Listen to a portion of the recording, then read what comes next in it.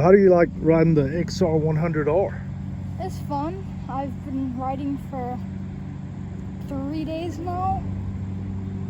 It's different from a small 50cc automatic dirt bike that I rode for like 2 or 3 years. It's a big upgrade, and this thing's amazing.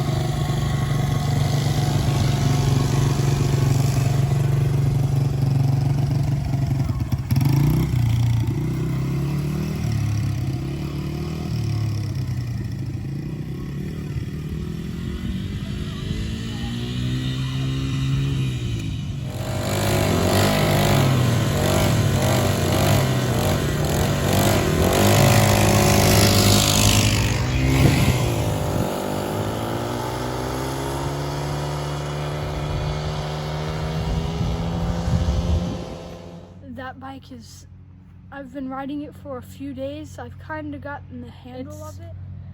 It's a change from going from such a small bike that can barely even do 27 miles an hour to a bike that can do 27 in a breeze, and maybe like it could probably do 60 miles in fifth gear. Put it there.